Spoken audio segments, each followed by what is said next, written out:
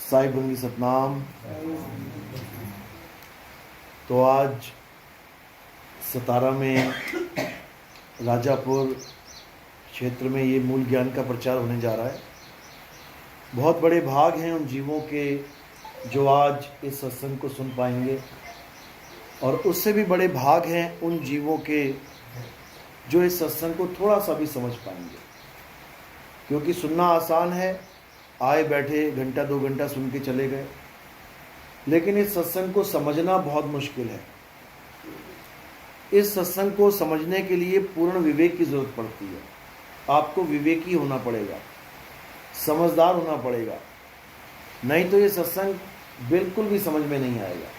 क्योंकि ये सत्संग कोई किसी राजा महाराजा की कहानी नहीं है, किसी देवी देवताओं की लीला नहीं है, कोई ऐसा कहानी किस्सा नहीं है जिसमें आपको किस्से सुना के, कहानियाँ सुना के तालियां बजवाई जाएं।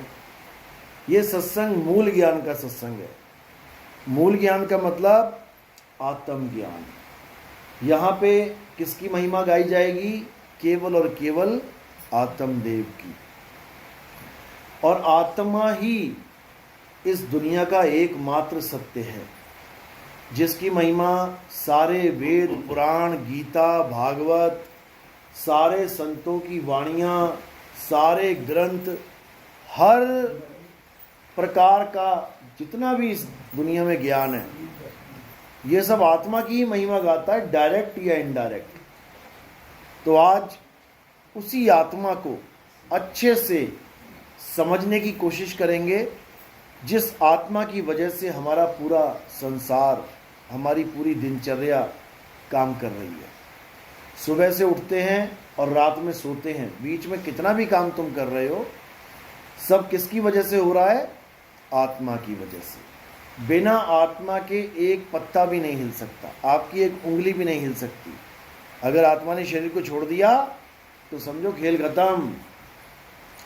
तो आज उसी आत्मा के बारे में गहराई से जानेंगे, समझेंगे और फिर निर्णय करेंगे कि हमने सत्य को अपनाना है या झूठ के साथ रहना है। तो आज का सत्संग शुरू करने से पहले परमात्मा के नाम पे जयकारा लगाएंगे। बोलिए परमपिता परमात्मा की जय, सदगुरु बंदी छोड़ कबीर साहिब की जय, सभी संतों की जय, सभी भक्तों की जय, इस गांव नगर बस्ती की जय, सकल हंस को बंदगी साहिब बंदी। तो आज उस आत्मा का जिक्र करेंगे जिस आत्मा की महिमा सब संतों ने गाई है, सब ग्रंथों ने गाई है, लेकिन कोई बताने वाला नहीं मिला, कोई समझाने वाला नहीं मिला। इसलिए हम सब अलग अलग प्रकार की पूजा पाठ में, अलग अलग प्रकार के तीर्थ व्रत में, अलग अलग प्रकार के संस्कारों में उलझ के रह गए। परमात्मा कितने हैं? 2, 4, 5, 7 कितने परमात्मा हैं? हर धर्म, किसी भी धर्म में चले जाओ, किसी को भी पूछ लो, परमात्मा कितने हैं? एक ही बताएगा, 2 बोल ही नहीं सकता। 3, 4, 5 तो बहुत दूर की बात है। परमात्मा एक है, सबको पता है, लेकिन फिर भी हम अनेकों रास्तों पे चल रहे हैं। कोई पीपल पूज रहा है, सोच रहा है इसको पूज के परमात्मा मिल जाए। कोई पत्थर पूज रहा है, वो सोच रहा है पत्थर पूज के भगवान मिल जाए।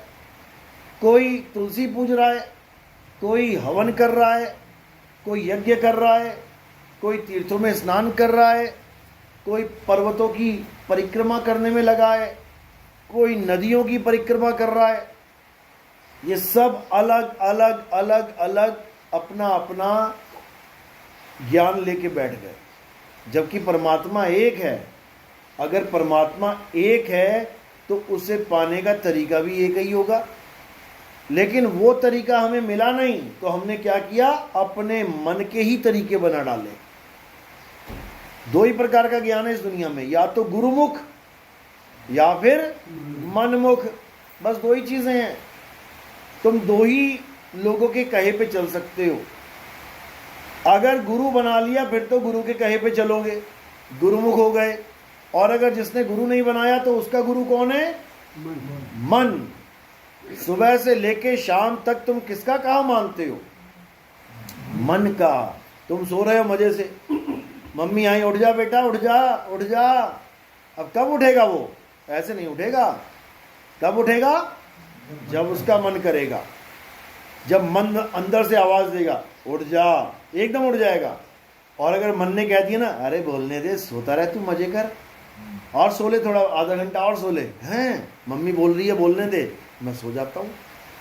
यानी किसके कहे पे उठा? मम्मी के कहे पे नहीं उठा, मन के कहे पे उठा। उसके बाद नहाने धोने चला गया, साबुन कौन सा लगाएगा? मन पसंद। 50 तरह के साबुन होंगे दुकान में, कौन सा उठाएगा? ये हाथ कहां जाएगा अपने आप? मन पसंद पे। टूथब्रश टूथपेस्ट कौन सा करेगा? मन पसंद। तेल कौन सा लगाएगा? मन पसंद। खाएगा क्या? मन पसंद। जो पसंद नहीं है उसको कहेगा ना ना ये नहीं खाना मैंने, क्यों? मेरे मन को पसंद नहीं है। यानी हर काम किससे पूछ के कर रहा है? मन से। तो कबीर साहब यही समझा रहे हैं, मन के मते न चालिए, मन है पक्का दूत। ये मन तुम्हें पता नहीं कहां ले जाके गिराएगा। इसी मन के कहे पर काम करने वाले आज जेलों में भरे पड़े हैं। जाओ पूछो उनसे, तुम जेल में कैसे आ गए? अरे एक आदमी ने मुझे गाली दे दी, मेरा मन किया कि इसके सिर पे पत्थर फेंक दूं, और मैंने अपने मन का कहा मान लिया, मैंने सिर पे ईंट मार दी और मैं जेल में बैठा हूं। किसके कहे पे ईंट मारी? मन के कहे में। अगर उस वक्त मन की बात ना मानता, 5 मिनट की बात थी, गाली दी है, कोई बात नहीं, कोई घुसा थोड़ी नहीं मार दिया, दर्द थोड़ी नहीं हुई कहीं पे, हवा का बुलबुला था, गाली दे दी, उस वक्त शांत रहता, मन की बात ना मानता, तो सारी उम्र की उम्र कैद ना होती। पत्थर मार के कत्ल ही कर दिया उसका, उम्र कैद हो गई। यानी एक गाली सहना ये आसान है या पूरी उम्र जेल में रहना आसान है? ऐसी भरी पड़ी हैं जेलें। बस वही 2 पल जो मन के कहे पे कांड कर दिया, बस वो समझ जाते कि मुझे कौन गाइड कर रहा है, मन कर रहा है, मैं ना मानता इसकी बात, बच जाते। लेकिन एक भी नहीं बचने वाला, क्योंकि यहां पर सबके सब मन के गुलाम हैं। आम आदमी की तो क्या बात करें, बड़े बड़े देवी देवता गुलाम हैं मन के, बड़े बड़े देवी देवता, क्योंकि उनको भी नहीं पता कि अंदर से ऑर्डर कौन दे रहा है। जो उनके मन में आ रहा है करते जा रहे हैं, जो मन में आ रहा है करते जा रहे हैं। अब कबीर साहब यही समझा रहे हैं, अरे मन जाता है तो जाने दे, तू थाम के राख शरीर, और उतरा पड़ा कमान से क्या कर सके तीर। कहते हैं अगर कोई गलत काम करने के लिए तुम्हारा मन जा भी रहा है, कहते हैं उसको जाने दे। मन कह रहा है आज शराब पीनी है, उसको क्या बोलना है? जा पिया, जा ठेके पे जा पिया। मन को जाने दे, तू शरीर मत ले जाइयो साथ में। मन जाता है तो जाने दे, तू थाम के राख शरीर। किसको बोल रहे हैं? कौन रखेगा थाम के? किसको ज्ञान दिया जा रहा है? जीव को। जीव को समझाया जा रहा है कि जीव, हे जीव, ये मन तुझे भरमाने की कोशिश कर रहा है, ये मन दारू के ठेके तक जाके तुझे भी बुलाने की कोशिश कर रहा है, तू मत जाना, इसको जाने दे। लगाने चक्कर कहाँ लगाता है, लेकिन शरीर को मत उठा दियो, क्योंकि उठेगा तेरी ताकत से। मन में इतनी ताकत नहीं है कि शरीर को उठा पाए। मन तो केवल एक आइडिया दे सकता है। मन केवल तुम्हें एक विचार पैदा कर सकता है तुम्हारे अंदर। बैठे बैठे क्या हुआ, मेरा मन कर रहा है वो सामने पहाड़ी पे चला जाऊं, केवल विचार दे रहा है, लेके नहीं जा सकता, वो उठा नहीं सकता इस शरीर को। उठाएगा कौन? तुम उठाओगे, तुम पावर दोगे शरीर को उठने के लिए, उठेगा, सारे काम करेगा।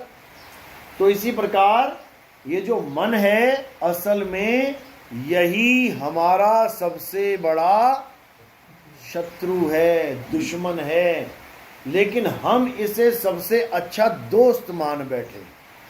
यही हमारा भक्षक है। सामने वाला हमें गोली मारेगा, क्यों मारेगा? उसके मनने का है। अब उसका मन और हमारा मन अलग अलग है क्या? एक ही मन है, सब में विराजमान है। एक ही मन अनंतो रूप बना के बैठा हुआ है सबके अंदर, और एक दूसरे से लड़वा रहा है, मरवा रहा है, बड़े बड़े भगवानों को श्राप दिलवा रहा है। विष्णु जी के भी अंदर मन बैठा हुआ है, नारद के अंदर भी मन बैठा हुआ है। विष्णु जी के मन ने नारद के साथ एक खिलवाड़ कर दिया। क्या खिलवाड़ किया? एक स्त्री के लिए वो चाहता था कि मेरी शादी हो जाए इससे। विष्णु जी ने ऐसी लीला रच दी कि उसको स्वयंवर में अपना मुख यानी सुंदर मुख देने की जगह बंदर का मुख दे दिया। अब विष्णु जी ने जब ऐसा किया, किसके कहे पे किया? मन के कहे पे। उनके मन में ये ख्याल आया, उन्होंने कर दिया। अब नारद का मन दुखी हो गया। हालांकि मन एक ही है दोनों का, अलग अलग नहीं है, लेकिन ये इतना शातिर है, अलग अलग बना बैठा है ये। तो जैसे ही नारद का मन दुखा, अब इधर से नारद का मन, उसने क्या कर दिया? श्राप दे दिया कि हे विष्णु, जैसे तुमने मुझे तड़पाया स्त्री के लिए, तुम भी स्त्री के लिए तड़पोगे। तो क्या बन के आना पड़ा विष्णु जी को? राम बन के आना पड़ा। देखो मन का खेल, इधर भी बैठा है, वो इधर भी बैठा है, दोनों साइड बैठा है और सारे खेल खेल रहा है। इससे उसको श्राप दिलवा रहा है, इससे उसको वरदान दिलवा रहा है, उससे फिर उसको श्राप दिलवा रहा है। यही खेल चलता चला जा रहा है। समझ लो, सुदामा, कितना अच्छा प्यारा नाम है सुदामा।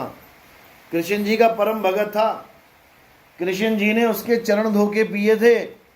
तुम भी कृष्ण जी की पूजा करते हो या औरों ने भी करी? क्या कृष्ण जी ने सुदामा के अलावा किसी और के चरण धो के पिए थे कभी? कभी नहीं पिए। केवल सुदामा के चरण धो के पिए कृष्ण जी ने। लेकिन सुदामा के साथ मन ने क्या खेल खेल दिया? किसके मन ने? राधा के मन ने।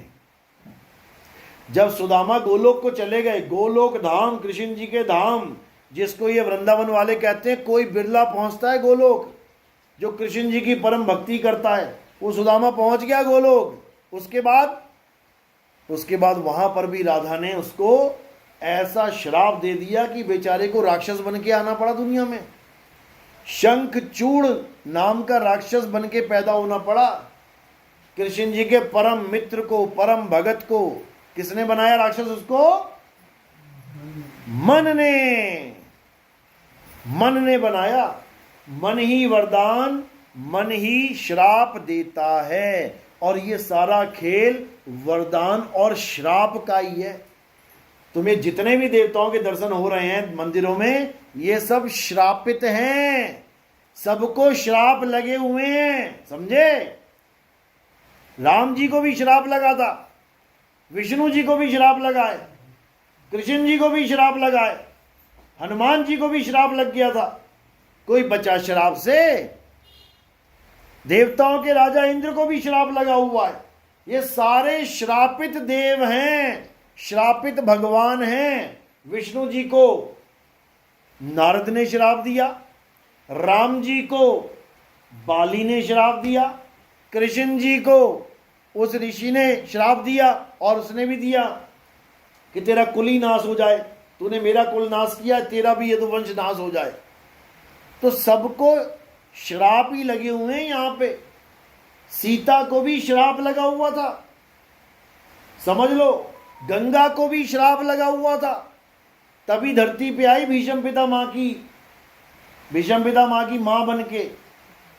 सब श्रापित हैं, एक से लेके जेड तक सबको श्राप लगता है, तभी धरती पे पैदा होते, नहीं तो कोई आता ही नहीं जल्दी। तो हमारे भगवान कौन बने हुए हैं? जो श्राप खा खा के आए हैं। अभी श्रापित जगह तुम खरीदने जाओगे ना, कोई कहे श्रापित है, अरे मैं ना लेता इसको, ये मकान श्रापित है, ना तौबा तौबा तौबा, हम नहीं लेते इसको, तो श्राप लगा हुआ है।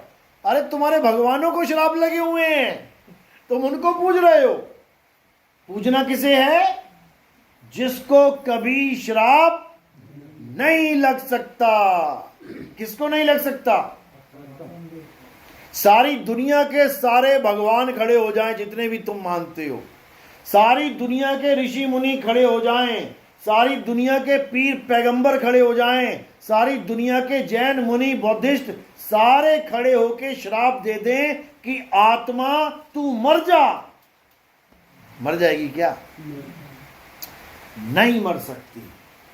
इस दुनिया में अगर कोई ऐसा है जिसको कोई श्राप नहीं लग सकता, जिसको कोई शस्त्र अस्त्र नहीं लग सकता, जिसको कोई अग्नि नहीं जला सकती, जिसको कोई वायु नहीं सुखा सकती, जिसको कोई जल नहीं भिगो सकता, वो क्या है? आत्मा है। केवल उस आत्मा को जानना है, उसको कोई श्राप नहीं लगता, उसका कोई कुछ बिगाड़ ही नहीं सकता। उस आत्मा को जान लेना परमात्मा को जान लेना है। इसी का सारा भेद गीता में बताया गया। क्या कहते हैं? नैनम छिंदंती शस्त्राणि नैनम दहति पावका न चैनम क्लोदंतापे न शुष्यति मारुता। हे अर्जुन, इस आत्म तत्व को ना तो कोई शस्त्र काट सकता है, मुझे तो शस्त्र लग भी जाएगा। पैर में क्या लगा था कृष्ण जी के? कृष्ण जी के पैर में क्या लगा था? तीर, तब उनकी मृत्यु हुई। हे अर्जुन, मुझे तो तीर भी मार सकता है शरीर को, लेकिन आत्मा को तीर नहीं मार सकता। आत्मा को आग नहीं जला सकती, आत्मा को पानी भिगो नहीं सकता। राम जी की मृत्यु कैसे हुई थी? कैसे शरीर छोड़ा उन्होंने? सरयू नदी में डूबे, वो जल समाधि ली उन्होंने, तो पानी ने क्या किया? शरीर का नाश किया। सांस ही नहीं आएगी पानी में तो क्या होगा? शरीर छूट जाएगा। उसके बाद शरीर का क्या होगा? पानी में गल जाएगा। डाल के देख लो पानी में लाश, 4 5 7 8 महीना डाल के देख लो, क्या बचेगा उसमें? सब गल जाएगा, मल जाएगा। तो इसी प्रकार जो चीज गल जाएगी, जल जाएगी, गीली हो जाएगी, सूख जाएगी, कट जाएगी, फट जाएगी, उसकी पूजा नहीं करनी है। किसकी पूजा करनी है? जिसको कोई काट ना सके, जला ना सके, गला ना सके, सुखा ना सके, भिगो ना सके, उस आत्म तत्व की पूजा करनी है, उसको जानना है। तो गीता में यही समझाया गया।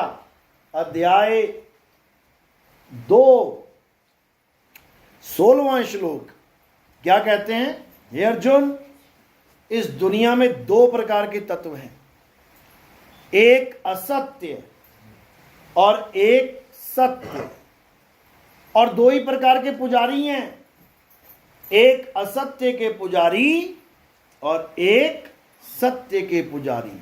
आप लोग किसके पुजारी हो? असत्य के कि सत्य के? असत्य वाले कौन है? हाथ खड़ा करो। एक भी नहीं करेगा।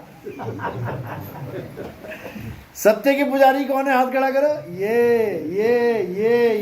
बहुत बढ़िया। अभी बता देते हैं, अभी पता लग जाएगा सत्य के हो कि असत्य के हो, क्योंकि अभी तुम्हें पता ही नहीं है सत्य असत्य होता क्या है। असत्य और सत्य में फर्क क्या होता है, ये किसे पता है? हाथ खड़ा करो जरा, अपने वालों को छोड़ के। असत्य में और सत्य में क्या फर्क होता है, अभी बताते हैं। हे अर्जुन, इस दुनिया में 2 प्रकार के तत्व हैं, सबके लिए, हिंदू के लिए, मुसलमान के लिए, सिख के लिए, ईसाई के लिए, जैनियों के लिए, बौद्धिस्ट के लिए, आस्तिकों के लिए, नास्तिकों के लिए, सबके लिए 2 प्रकार के तत्व हैं। कौन कौन से? एक असत्य। असत्य का मतलब क्या होता है? कौन सा तत्व है असत्य? जो पैदा हो जाए और जिसका नाश हो जाए, वो असत्य है। तो क्या पैदा होता है और क्या नाश होता है? शरीर। हनुमान जी पैदा हुए, राम जी पैदा हुए, सारे देवी देवता पैदा हुए, सबके शरीर छूट गए, क्योंकि शरीर का मतलब है जब पैदा हुआ है तो नाश भी होगा। हाँ, समय अंतराल छोटा बड़ा हो सकता है, कोई आज ही पैदा हो गया आज ही मर गया। ये मक्खी मच्छर 1 दिन 2 दिन 3 दिन में ये स्वाहा हो जाते हैं, एक एक दिन की लाइफ होती है इनकी कई बार। तो 1 दिन वाले भी हैं और हजारों साल वाले भी हैं। बरगद का पेड़ हजारों साल जिंदा है, पीपल का पेड़ 1000 साल जिंदा रह जाता है, तो ऐसे भी हैं। लेकिन जो पैदा हो गया और जो मरेगा वो असत्य है। अब आप देखो कि किसकी पूजा कर रहे हो। जिसकी भी तुम पूजा करते हो, तुम्हें अगर ये पता है कि ये कब पैदा हुए थे, इसका मतलब तुम असत्य के पुजारी हो, समझ लो। अगर तुम ऐसे भगवान की पूजा कर रहे हो जो सतयुग में पैदा हुए, सतयुग में थे, या फिर ऐसे भगवान की पूजा कर रहे हो जो त्रेता में पैदा हुए, या ऐसे भगवान की पूजा कर रहे हो द्वापर में पैदा हुए, या ऐसे भगवान की पूजा कर रहे हो जो अभी कलयुग में पैदा हुए, इसका मतलब तुम असत्य के पुजारी हो। और असत्य का मतलब क्या होता है? जो पल पल बदलता रहे, जो सदा एक सा ना रहे, वो असत्य है। जैसे पीपल का पेड़ आज हरा है, थोड़े सालों बाद देखोगे पीले हो गए सारे पत्ते। आज टहनी हरी भरी है, फिर देखोगे सूख के गिर ही पड़ा, बदल गया। आज तुलसी हरी भरी है, 4-5 दिन पानी नहीं डाला, पत्ते सूख गए। आज खड़ी है सीधी, कल को गिरी पड़ी है, बदल गई। कोई भी चीज है, मंदिर मस्जिद गुरुद्वारा चर्च, कोई भी चीज है, रोज बदल रहा है, रोज बदल रहा है, रोज बदल रहा है। जब बन रहा था तब भी बदल रहा था, और अब जब बन के तैयार हो गया तब भी बदल रहा है। लेकिन वो प्रोसेस इतना धीमा है कि तुम्हें लग रहा है नहीं ये नहीं बदल रहा। जैसे ये दीवार है, तुम्हें लग रहा है बदल रही है, रोज रोज बदल रही है। ये देखते देखते देखते तुम्हारे सामने दीवार का रंग एकदम उड़ जाएगा। तुम कहोगे यार रंग ही फीका हो गया इसका, अब दोबारा से व्हाइट वॉश कराओ। कैसे फीका हुआ? क्योंकि रोज इसका समय बीत रहा है। हमारा चेहरा रोज बदल रहा है क्या? रोज बदलता है क्या? अच्छा, आज चेहरा ऐसा है, कल को तुम बदल दोगे, पहचान ही नहीं पाओगे अपना ही चेहरा। रोज बदल रहा है कि नहीं? रोज बदल रहा है, रोज बदल रहा है, लेकिन तुम्हें पता नहीं लग रहा कि ये बदल भी रहा है कि नहीं। जब तुम छोटे से बच्चे थे तब की फोटो, उसके बाद इतने बड़े हुए, तब की फोटो, उसके बाद इतने बड़े हुए, तब की फोटो, उसके बाद शादी हो गई, शादी के 10 साल की बाद फोटो, 20 साल बाद, सारी फोटो देख लेना रख के एकदम सामने। तुम्हें अपनी ही शक्ल में बदला, अरे ऐसा था मैं, ओ मैं ऐसा था, मैं ऐसा था, आज बूढ़ा हो गया। तुम्हारी शक्ल कितनी बार बदल गई। जो बदल जाए वो क्या है? सत्य है असत्य है? असत्य है।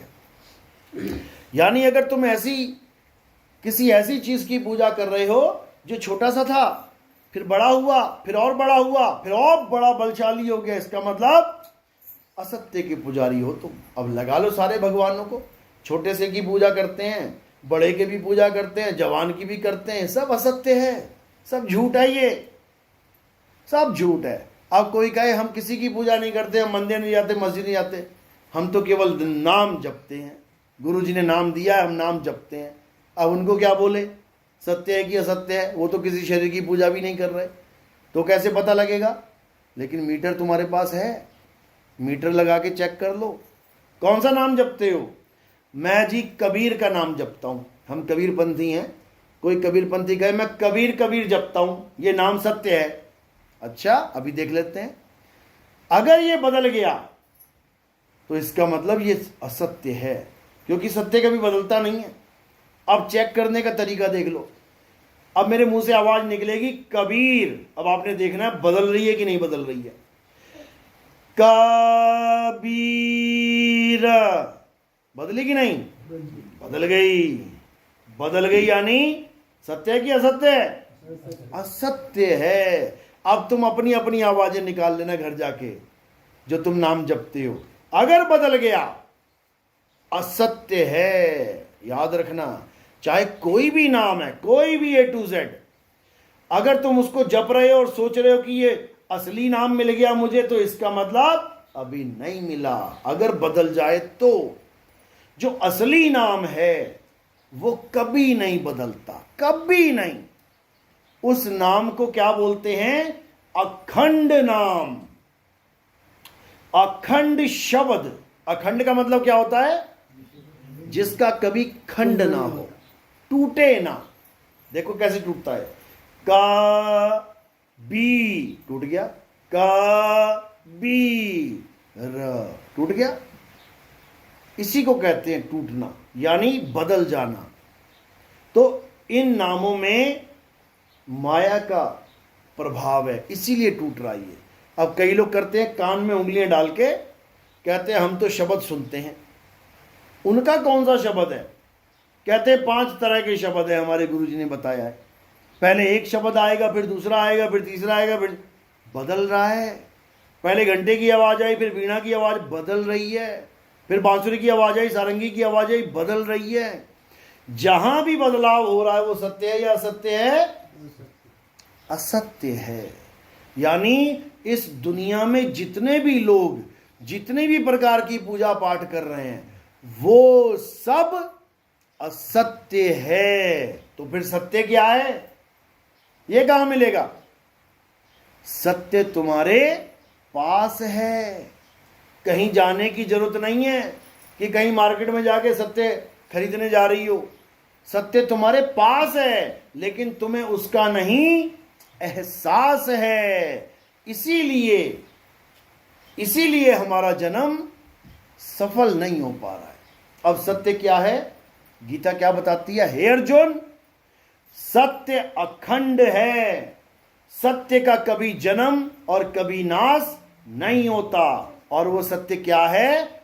आत्मा ही सत्य है। आत्मा का नाम सुना है सबने? सबने आत्मा का नाम सुना है? अपनी अपनी आत्मा लेके आए हो आप लोग? घर पे तो नहीं छूट गई किसी की? लायो बेटा अपनी आत्मा, लायो साथ में।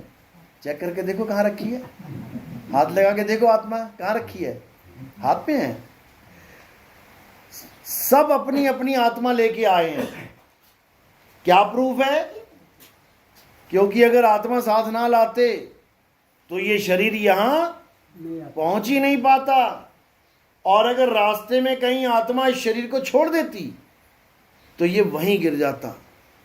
अगर यहां बैठी हो, हंस रही हो, हिल रही हो, बोल रही हो, आंखें झपक रही हो, इसका मतलब आत्मा साथ है। ये आत्मा ही सत्य है। इसी आत्मा को जानना भक्ति है। जो कृष्ण जी बता रहे हैं ना, हे अर्जुन भक्ति करो, भक्ति करो। भक्ति का मतलब क्या है? आंख बंद करके बैठ जाऊं, नाम जपूं, भक्ति है। इसको बगुला भक्ति कहते हैं। ये बगुला भक्ति है। आंख बंद करने की जरूरत नहीं है, कान बंद करने की जरूरत नहीं है। किसकी जरूरत है? अपनी आत्मा को जानने की जरूरत है। कैसे मिलेगी? कैसे मिलेगी? अध्याय 4 34वां श्लोक क्या कह रहे हैं? हे अर्जुन, अगर तुम इस आत्मा के ज्ञान को प्राप्त करना चाहते हो, अगर तुम आत्म बोध प्राप्त करना चाहते हो, अगर तुम आत्म ज्ञान प्राप्त करना चाहते हो, तो कहां जाओ? कौन से मंदिर में जाओ? कौन से मस्जिद में? कौन से गुरुद्वारे में? तो तुम ऐसे तत्वदर्शी संत की शरण में जाओ। क्या नाम लिखा है वहां पे? तत्वदर्शी। अब ये तत्वदर्शी क्या होता है? तत्वदर्शी का मतलब पंडित जी नहीं होता कि तुम्हारे हाथ में थाली पकड़ा दी और कहेगी मूर्ति की पूजा करो। तत्वदर्शी का मतलब ये नहीं होता कि तुम्हारे कान में मंत्र फूंक दिए, जाओ बेटा राधे राधे जपो, राम राम जपो, अल्लाह अल्लाह, वाहिगुरु वाहिगुरु जपो। बिल्कुल नहीं। तत्वदर्शी के शब्द में ही अर्थ छुपा है। दोनों को अलग कर दो एक बार। तत्वदर्शी अलग कर दो, तत्वदर्शी। तत्व का मतलब क्या होता है? ये क्या है? ये क्या गिरा इसमें? ये क्या है? तत्व है। 5 तत्वों में से एक तत्व है। अब इस तत्व का जो मुझे दर्शन करा दे, यानी मुझे प्यास लगी है और जो मेरे गले तक ये तत्व पहुंचा दे, उसको हम तत्वदर्शी संत कहते हैं। वो हमें भेद समझाएगा और हमारे गले तक ये जल पहुंच पाएगा। तो कोई नाम जपना पड़ा क्या? देखो कौन सा नाम जपा मैंने? कोई नाम जपा? बिना नाम जपे गला गीला हो गया। ये तत्वदर्शी की महिमा है। ये तत्वदर्शी की महिमा है कि बिना नाम जाप करवाए तुम्हें परमात्मा मिलवा देगा वो। और जो नाम जाप करवाते हैं वो कौन है? वो तत्वदर्शी नहीं है, वो है जपी। जो नाम जपवाए वो है जपी। जो तपस्या करवाए वो है तपी। जो घर बार छुड़वाए वो है सन्यासी। जपी तपी सन्यासी के चक्कर में नहीं पड़ना है। किसको खोजना है? हे अर्जुन, अगर तुम सत्य को जानना चाहते हो तो तुम ऐसे तत्वदर्शी संत की शरण में जाओ जिसने आत्मा को जान लिया है, जिसको आत्मा का भेद पता है। वही तुम्हें तुम्हारी आत्मा का ज्ञान दे सकता है, अन्यथा और कोई रास्ता नहीं कि तुम सत्य को प्राप्त कर पाओ। और अगर ये जीव